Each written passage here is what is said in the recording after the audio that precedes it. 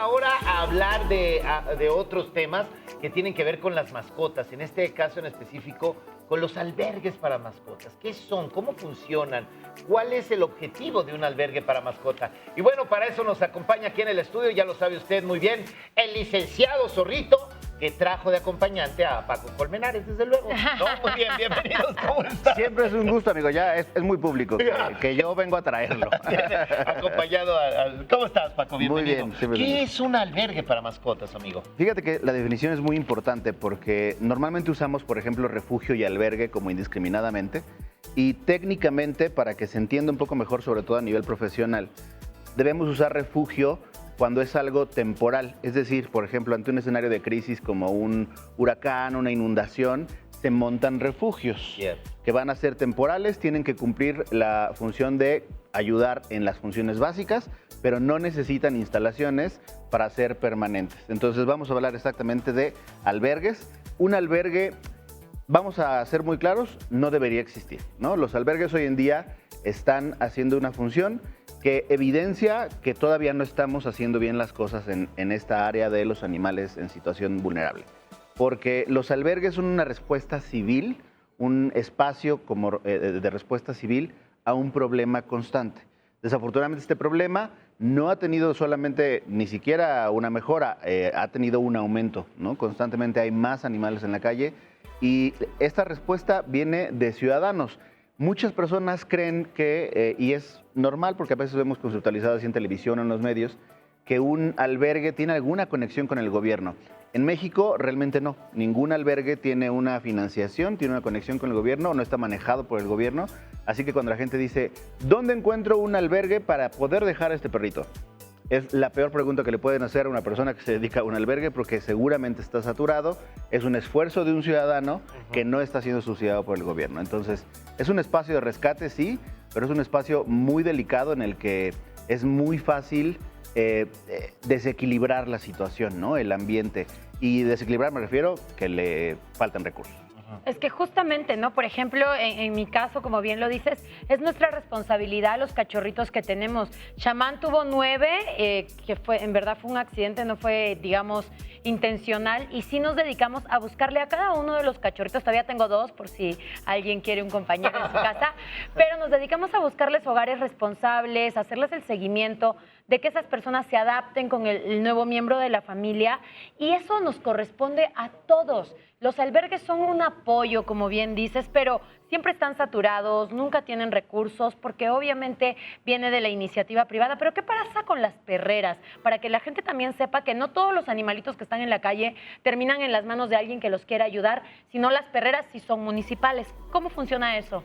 Hace mucho tiempo nos acostumbramos al concepto de perrera y de antirrábico. Afortunadamente, con la ley de bienestar animal esto ha tenido que cambiar.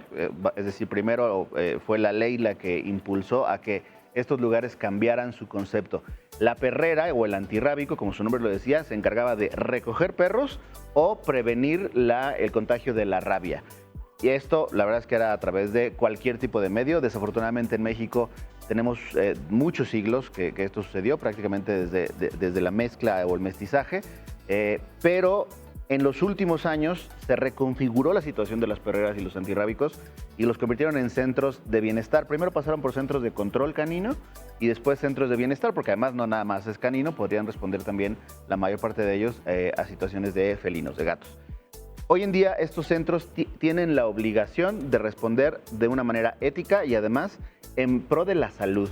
No es solamente eliminar el problema, no es quitar al perro de la calle y esa es su misión, es controlar la situación del perro y ayudar al perro, que antes no era, vamos a ser muy claros, el foco principal.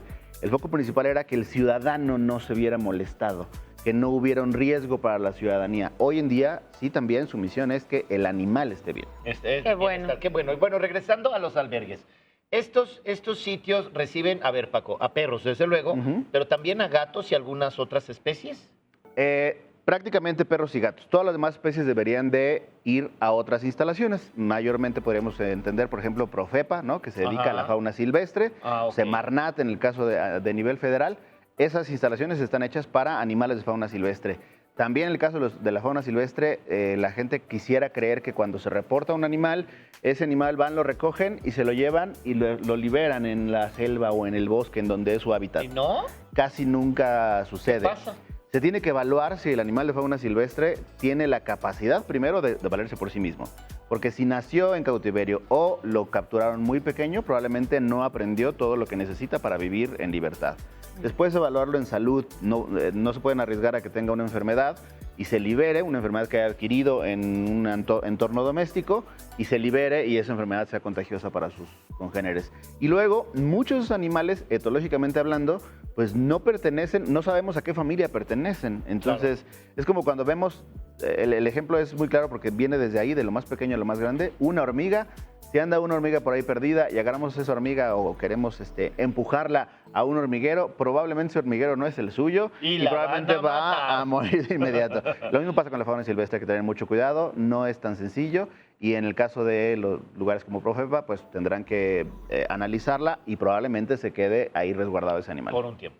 Ahora, estabas hablando de la conciencia que hemos hecho y creo que eso es un avance como humanidad, Paco, porque buscar el bienestar animal es fundamental. Por ejemplo, Bukele allá en El Salvador ya construyó el primer hospital, vamos a decir, estatal para los animalitos, para las mascotas. ¿En qué podría cambiar el panorama que, por ejemplo, en México tengamos más acceso a una salud pública animal? Hoy tenemos en México algunos ya hospitales que provienen del Estado, digamos, de la financiación del Estado. Los hospitales son públicos. De hecho, algunos de esos hospitales tratan de decirse siempre de bajo costo, porque luego la gente cree que es gratis, como el derecho a la salud humana debería ser o debe ser para todos. En el caso de los animales es igual. La verdad es que todavía tiene un costo alto, los presupuestos no dan. A mí me encantaría que así fuera, pero por lo menos ya tenemos hospitales de bajo costo con algunas de las actividades necesarias, sí, incluso gratuitas o por lo menos por temporada. Afortunadamente en México ya se está avanzando mucho en ello. De todas formas, lo que creo que ha funcionado mejor es una mezcla del trabajo de Estado, trabajo civil e iniciativa privada. Porque mucho del trabajo voluntariado es civil, me refiero a ciudadanos que tampoco tienen ninguna conexión con una empresa o con un negocio. Son personas que normalmente incluso terminan desgastando más de su presupuesto y más de lo que deberían. Y eso también es una situación delicada porque llega un momento en que arriesgan su vida, ¿no? Pero ahí vamos. En los albergues les brindan, obviamente, pues el refugio para que ahí vivan, alimentación, pero también hay otro tipo de servicios, sería como médico y esta cuestión para los animalitos. Deberían tenerlo. El problema justamente es que los albergues hoy en día no están estandarizados. Tú puedes poner tu albergue en casa, por así decirlo, empezar a recoger animales y llega un punto en que dices, pues ahora tengo un albergue. Pero el proceso del albergue no está... Sí, de verdad. Cuando te dicen, oye, parece albergue. Sí, hay personas que pasaron de parece a es un albergue. Presente. Después de un cierto número. El proceso de los albergues tendría que estar estandarizado con presencia médica, ayuda de un médico veterinario, de preferencia que el médico veterinario sea un responsable que esté prácticamente firmado, que él responde por lo que está sucediendo allí, por lo menos que está informado de lo que está sucediendo, pero que además tenga un proceso de recuperación y de reinserción social, vamos a decirlo, así como funciona con los seres humanos, que lleguen a adoptarse esos animales. Si se van a quedar ahí para siempre, pues está fallando un paso. Está muy padre esto que dices, porque en realidad hay mucha gente que ama a los animalitos, pero que de repente tiene un trabajo que es muy, digamos, demandante. Claro. También de repente viven en un lugar donde no permiten mascotas, pero los ama. Entonces, contactar con estos albergues para ser voluntario, para padrinar, es una manera también de recibir su amor, porque los albergues, si necesitas ayuda, te reciben y tú puedes ir a ayudar a limpiar, bañarlos, jugar con ellos, pasearlos, y es una manera de tener una mascota, digamos, también en ese apoyo. Sí, es una forma de tener, les digo yo, tener un perro o un gato de manera temporal, ¿no? O sea, no puedes tenerlo toda la semana. Bueno, yo tengo mi perro, pero está en ese albergue, voy todos los sábados y lo ayudo. Le apadrino cosas, lo paseo. Lo promuevo para adopción. Lo promuevo, claro, le saco fotos.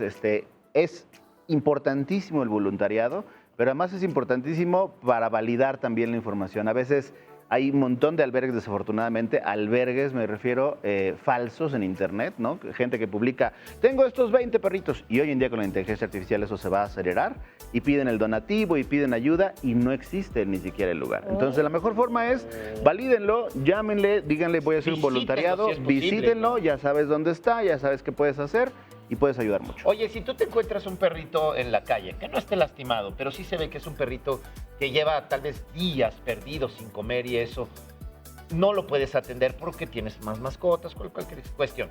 ¿Lo llevas a un albergue? ¿Es lo más recomendable? Lo más recomendable es hacerte cargo tú, sobre todo al principio, aunque no lo puedas llevar a casa, llevarlo a una clínica veterinaria, a una pensión en la que primero le den calma, un espacio, tranquilidad, alimentación. Eso, claro que va a tener un costo. La idea es que tú presupuestes esa parte y platiques. Muchas clínicas saben cómo es esta situación. No puede ser gratuito, pero pueden ofrecerte algún tipo de ayuda. Mientras contactas algún albergue, que de todas formas va a ser casi seguro que no tenga espacio y no pueda.